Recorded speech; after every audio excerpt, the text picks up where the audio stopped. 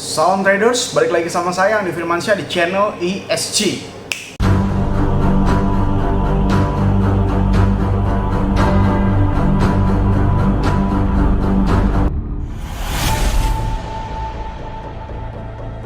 Oke, tidak ada henti-hentinya ya, benar-benar 1 minggu ini atau 2 minggu ini benar-benar mengenai paus dan paus. Banyak sekali pro dan kontra, pertanyaan-pertanyaan, dan banyak sekali orang juga yang menantang debat saya, tapi pada akhirnya mereka tidak menyetujui itu diupload karena pada akhirnya mereka mempermalukan dirinya sendiri.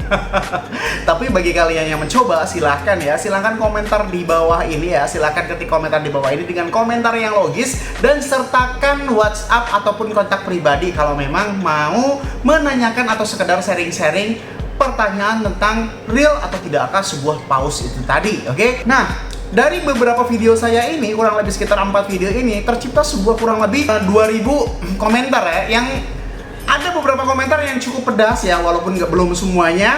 Maka dari itu kita langsung campur saja ya, langsung kita jelaskan komentar-komentar apa saja yang cukup bisa menjadi sebuah bahan perbincangan, oke? Dan seperti yang kalian inginkan dan selalu pasti setiap orang inginkan ya, semuanya pasti suka dengan baku hantam, alias semua orang yang suka dengan skeptis alias pernyataan yang negatif. Maka dari itu isi dari video ini tenang saja, semuanya negatif, semuanya yang kontra dengan saya. Itu kan yang kalian inginkan.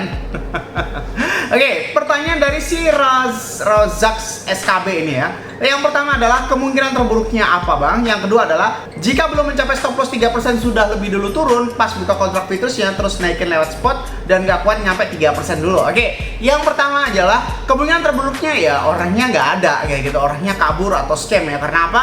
Pada dasarnya itu adalah orang yang cukup jauh dan saya pun tidak bisa menjangkaunya.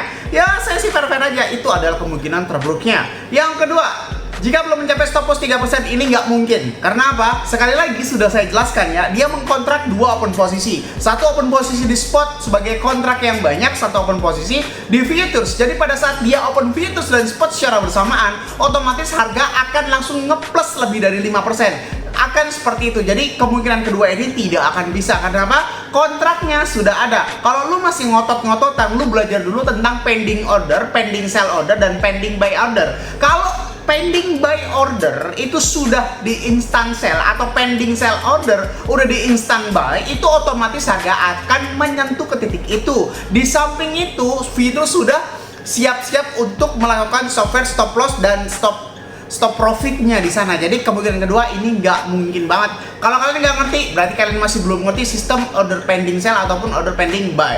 Oke? Yang selanjutnya adalah dari Mobile Legends. Bayangkan Bang Andi, jika whale itu banyak yang mampu menggerakkan harga semau mereka, seharusnya chart dari semua market itu pasti berbeda-beda dan selisih yang sangat-sangat jauh. Berbeda dengan chart market top dunia lainnya, tetapi chart dari setiap market itu hanya selisih sedikit dan itu wajar. Jawabannya seperti ini, gue nggak tahu dan gue juga belum cukup ilmu untuk menjawab sebuah pertanyaan-pertanyaan tentang teknik-teknik paus. Tapi kebetulan paus yang ketemu atau paus yang ngobrol sama gua ini adalah paus yang bermain di dalam BitMEX. Dan satu hal yang harus kalian ingat, BitMEX mempunyai mata uang independen yang tidak dipunyai oleh market dunia manapun, baik top 1 dunia, Binance ataupun apapun itu. Maksudnya bagaimana bang? Ya kalau kalian perhatikan di dalam BitMEX, perhatikan, di dalam BitMEX itu mata uangnya adalah XBT USD. Oke? Sekali lagi XBT USD, silahkan kalian cari di market manapun apakah ada XBT USD. Dan untuk ilmu bagi kalian juga, BitMEX adalah pionir, pencipta, pencetus atau penggelar derivatif ya. Orang pertama yang menciptakan derivatif, oke? Atau entitas pertama yang menciptakan derivatif, yang menggunakan derivatif sebelum semuanya. Sebelum Binance pujaan hati kalian itu ada, BitMEX ini sudah ada duluan. Jadi kalau bilang BitMEX ini market ecek-ecek, berarti lo yang ecek-ecek karena lo lahir sebelum BitMEX ada gitu kan ibaratnya. Jadi lo udah sok tahu duluan kayak gitu kan. Jadi BitMEX ini adalah market major sebelum Binance menjadi sang raja. Dulu BitMEX itu raja, asal kalian tahu. Bang, kenapa BitMEX kalah? Karena BitMEX pairnya cuma 1 biji. Daripada kalau yang lain kan banyak. Jadi yang masuk top dunia itu Binance dan lain sebagainya. Kayak begitu ya. jadi jawaban dari si Mobile Legend. Terus kalau lo bilang bahwasanya chart dari setiap market itu hanya selisih sedikit dan itu wajar, ya oke, gue setuju. Itu kalau market selain BitMEX. Lo ikutin aja BitMEX Sniper kurang lebih 1 bulan dan lo akan nemui betapa bedanya harga BitMEX dan market lainnya. Beda sampai 1000, beda sampai 2000. Bahkan pernah pada saat itu Bitcoin di market lain itu masih 23.000, di BitMEX itu udah sekitar 30.000. Oke, jadi silahkan belajar terlebih dahulu sebelum mengajukan pertanyaan ya. Jadi jawaban dari Mobile Legend itu yang pertama adalah BitMEX mempunyai mata uang independen yang tidak dipunyai oleh market dunia manapun, dan yang kedua adalah BitMEX memang harganya berbeda daripada market yang lainnya. Kalau lu lihat video ini harganya sama, lu ikutin dulu dari BitMEX Sniper, baru komentar balik lagi ke sini, oke? Ini komentar paling greget selanjutnya ya, dari pengusaha muda. 0,2% bisalah Anda cari profit sendiri, tidak sebanding dengan risk 1 miliar yang Anda investasikan karena tidak ada jaminan.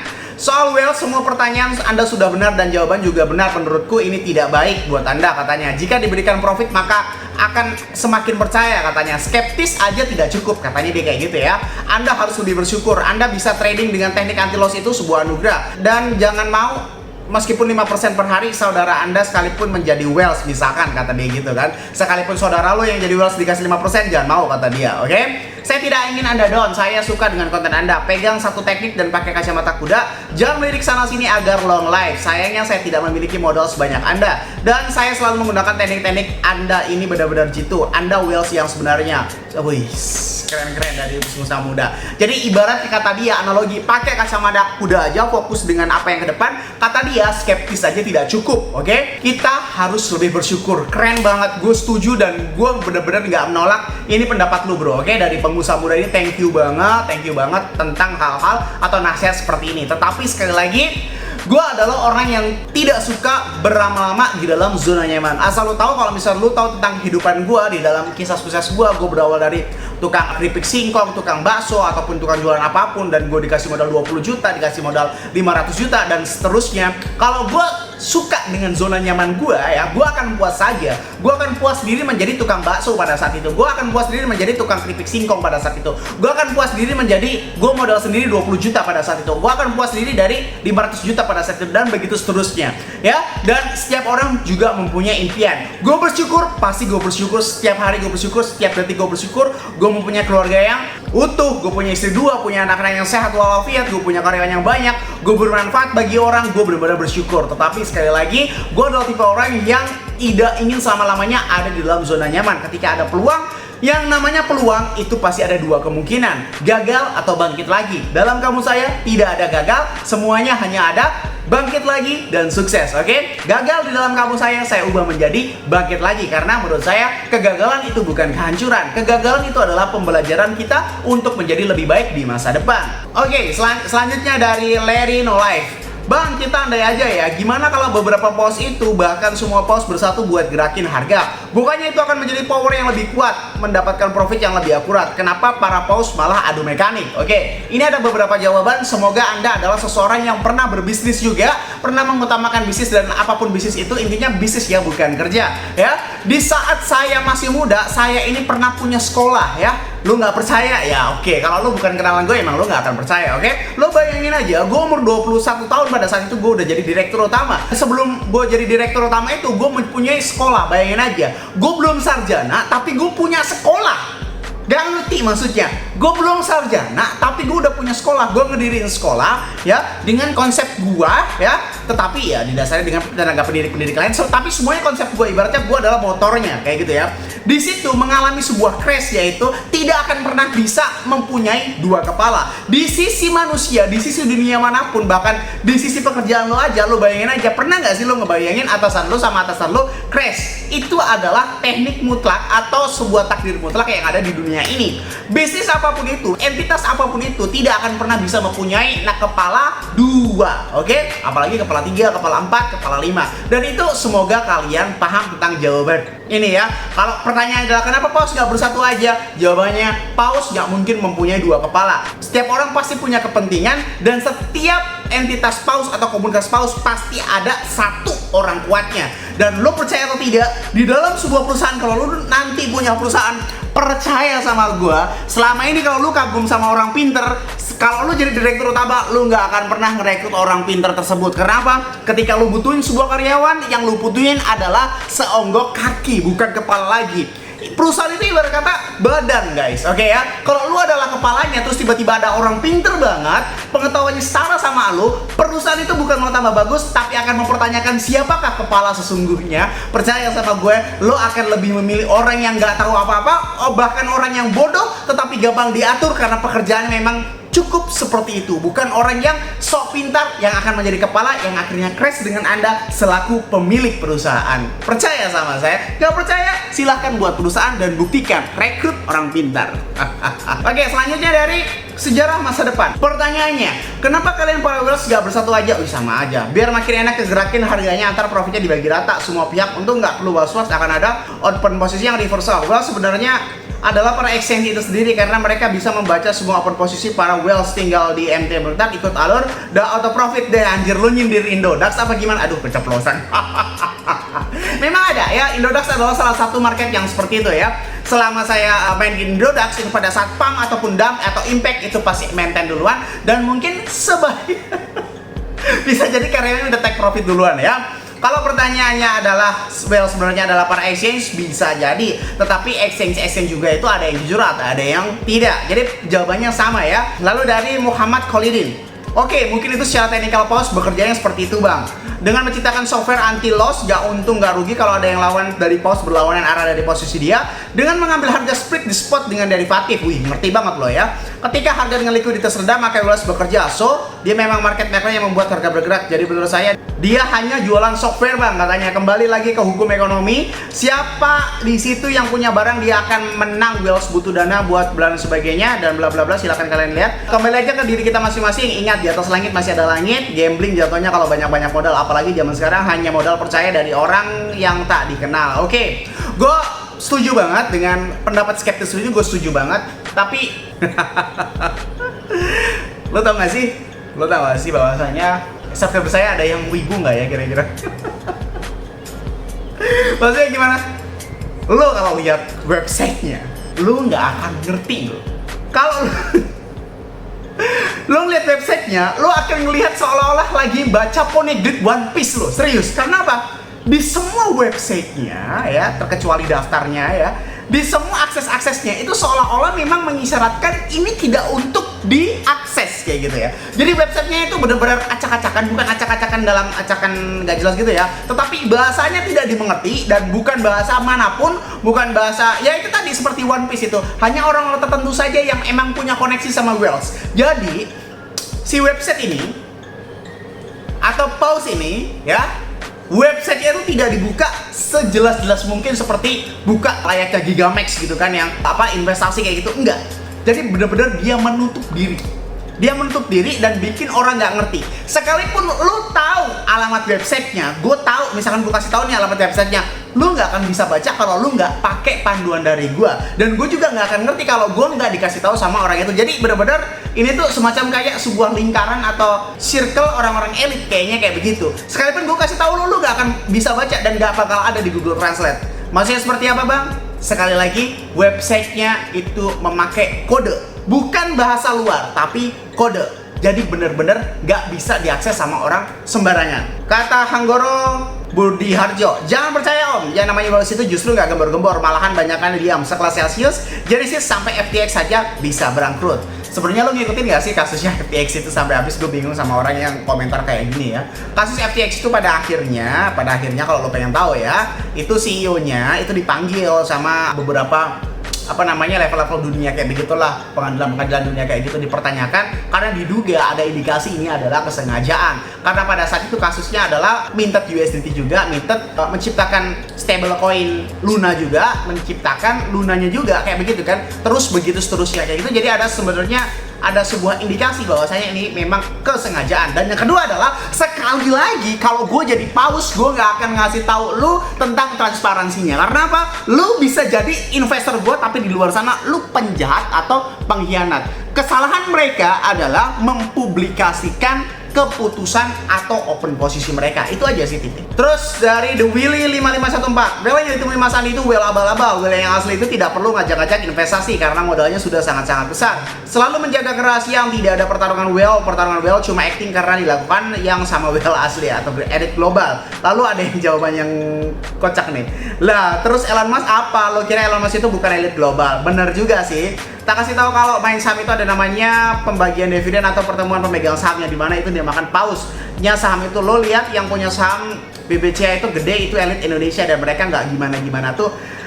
Bener kata si King, ya kalau misalkan Elon Musk itu adalah paus yang benar-benar transparan. Dia tekniknya berbeda dari paus yang selama ini kita bahas ya. Kalau dari pendapat Bill ini yang sekali lagi adalah Bill ini nggak ngajak-ngajak investasi, enggak ya. Sekali lagi websitenya aja nggak jelas gitu. Maksudnya websitenya aja benar-benar rumit semacam kayak Poneglyph One Piece ya. Kalau bukan dari keturunan si Robin anjir wibu banget gak gue tuh. Kalau bukan si Robin yang baca nggak mungkin bisa ini ya maksudnya. Sekalipun saya juga nggak ngerti karena ini bukan bahasa manapun ya. Websitenya itu adalah benar-benar kayak bersifat rahasia yang mencari sebuah lingkaran-lingkaran memang orang-orang yang tertentu saja kayak begitu ya. Sekalipun saya share ke kalian juga nggak akan ngerti tentang website ini, oke? Jadi jawaban dari si The Willy ini, websitenya nggak ngajak-ngajak investasi dan memang mereka sengaja untuk benar-benar mendemonstrasikan secara very hard atau sangat-sangat susah untuk mengakses website ini aja susah gitu, bukan secara publikasi secara terang-terangan membuka sebuah website ya udah investasi ke sini gua nggak kayak gitu. Terus dari si Miss Wills yang aku tahu adalah dia nyembunyiin identitasnya biar dananya nggak bisa dilacak. Salah satu alasannya karena biar tidak ada yang tahu ketika dia mau open posisi, termasuk nyembunyiin dana biar nggak kepalak. Kadang mereka buat suatu perusahaan atau bisnis fiktif atas nama orang lain dan dia ada di balik layar biar tidak curigai mata. Makasih atas videonya. Ya benar sih, ini bukan negatif ya berarti ya. Dari Taufik Pamungkas, Bang, kalau misal ada kesalahan non teknis, misal ada kejadian di luar perkiraan seperti pemadaman listrik tiba-tiba, si Faiz itu udah open posisi, udah antisipasi belum? Gila aja loh. Aduh, ya kali punya uang jutaan dolar nggak mampu beli UPS, lo anjir. Gua aja yang uangnya masih ketaker, perusahaan gua 20 komputer itu pakai UPS semuanya, Mas Bro. Oke? WiFi gua pakai UPS semuanya. Anjir, itu sekelas gua, gimana sekelas mereka? Lalu yang kedua, jadi lucu ya dari abang ini. Berarti abang invest di paus itu semacam copy trade atau gimana ya? Soalnya kata abang dana bisa diambil kapan saja. Kalau bisa seperti copy trade yang kita plankton lebih rendah akan ikut teri, bisa ikut enggak? Oke. Jawabannya enggak. Jadi gue nggak dikasih tahu tentang transaksi apapun karena memang itu adalah rahasianya mereka. Jadi bukan seperti copy trade. Gue hanya menerima sekian persen per hari dan bisa di withdraw setiap saat. Oke? Apakah teri ini bisa ikut apa enggak? Saya juga nggak tahu ya. Ini belum nanya minimal ke dia itu berapa gitu, ada minimalnya atau enggak gitu kan? Sepengetahuan saya pas lagi saya nanya terakhir itu nggak ada minimal. Tetapi kan yang keluar itu dari mulut orang kaya ya. Maksudnya ya waktu itu kan orang kaya yang datang gitu kan. Kalau dia bilang nggak ada minimal, mungkin maksud mereka adalah bisa jadi ambigu, bener-bener nggak ada minimalnya. 1 juta bisa, atau bisa jadi minimalnya orang kaya gitu. Minimalnya orang kaya yang entah itu 100 juta. Tapi nanti akan saya perjelas lagi ya. Lalu dari Da Vinci Fotografi Cinematic Wedding, anjay. Menurut gue lu ketipu, Bang. Sistem mereka emang wealth yang bekerja secara berkelompok dan tentunya dengan sistem itu profit akan terus bergulir kepada para investor. Selama mereka memegang teguh komitmennya, yang jadi masalah hanya jika mereka tiba-tiba menghilang saat sudah mencapai target investor yang sudah ditetapkan dan melupakan para investor. Lu cerdas kok, gue akuin. Kemudian bergerak menjadi wealth tunggal yang tidak lagi komit terhadap investor. Tentunya ini akan menyebabkan kegelisahan pada psikologik Anda secara pribadi dalam menghadapi hari-hari kedepannya. Dan tentu saja itu bukan hal yang baik, mengingat psikologi trader adalah senjata utamanya dalam dunia trading. Pertanyaan yang tepat untuk diajukan adalah bagaimana komitmen mereka, anjir lo keren banget bro, oke? Terhadap kalian para investor, walau kalian bisa menarik uang sebelum terjadi hal buruk, dan bagaimana jika tidak sempat menarik uang saat target mereka tercapai. Oke, kalau analoginya seperti ini, akhirnya gue jawab juga pakai analogi secara logika sederhana. Kalau pertanyaan lo kayak begini, apa bedanya dengan semua market exchange yang pernah lo mainin ya? Wahai Da Vinci Photography Cinematic Wedding.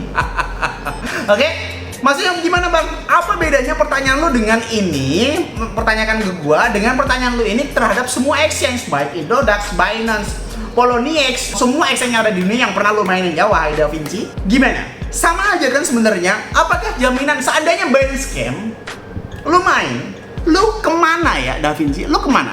Lu kemana? Gak ada kan? Nah, itu adalah analogi pertama. Jadi ini adalah sebenarnya penyakit seluruhnya. Sekalipun Indodax yang ada di Indonesia, tidak akan ada jaminan bahwasanya modal Anda akan balik ya. Itu yang pertama. Lalu yang kedua, jawabannya seperti halnya pertanyaan saya terhadap kenapa binary option itu tidaklah benar dibandingkan trading. Padahal kalau kata orang-orang awam, ya sama-sama aja trading, sama aja judi. Binary option itu judi, trading itu judi. Mau Indodax, mau Binance itu semuanya sama-sama judi. Begini bro, tadi logiknya sudah lu jelasin ya. Logiknya sudah jelasin. Walau di titik-titik tadi ya, lu bilang kan, walau uang bisa ditarik setiap saat. Itulah kuncinya. Itulah kuncinya kenapa gue percaya. Oke? Contoh, masih ingat dengan Gigamax yang kemarin saya jelaskan? Oke? Saya jelaskan lalu saya mendeklarasikan bahwasanya website ini terindikasi scam. Walaupun sampai detik ini sudah berjalan kurang lebih hampir 1 tahun website itu belum scam, tapi saya yakin Gigamax pasti scam. Orang-orang yang menurut sama saya pasti duitnya udah selamat. Pertama-tama, kenapa saya indikasi scam? Karena modal itu terlock ya, terlock. Indikasi analoginya itu sama dengan binary option ya, Mas Leonardo da Vinci tadi, oke? Maksudnya bagaimana? Binary option itu dicap tidak benar karena waktu penentuan pada saat close itu adalah waktu yang mereka tentukan atau bandar tentukan. Loh, maksudnya bagaimana bang? Contoh, lo open posisi di binomo atau all in trade ya, dalam waktu kurun 1 menit. Bisa aja sebelum 1 menit itu bandar lo liquidin, itu terus habis itu dinaikin lagi, bisa kan? Tapi kalau di dalam terus, apa iya bisa nipu market seperti Binance, MoonXBT? Apa iya bisa nipu? Karena apa? Market tidak tahu kapan lu close posisi dan kapan lu open posisinya. Bisa aja lu open 2 posisi secara bersamaan, satu open long, satu open posisi short, terus tiba-tiba harga naik. Yakin profit lu nggak dibayar? Ya tetap aja dibayar bro. Loh maksudnya bagaimana bang? Apa nyambungnya sama Gigamax? Apa nyambungnya sama Binomo dan All-in Trade? Nyambungnya kayak gini. Hal pertama yang harus lu tanyakan adalah setiap saat itu bisa di withdraw. Itu loh yang membuat kepercayaan saya tinggi sekali daripada modal yang di lock ya, modal yang di lock. Seperti halnya Gigamax ya, walaupun sampai sekarang itu tidak scam ya, belum scam ya, tapi saya yakin 100% dia akan scam. Gigamax akan scam. Kalian yang masih punya dana silahkan out dari itu. Kenapa? Gigamax memiliki lock modal yang benar-benar terindikasi ya gini.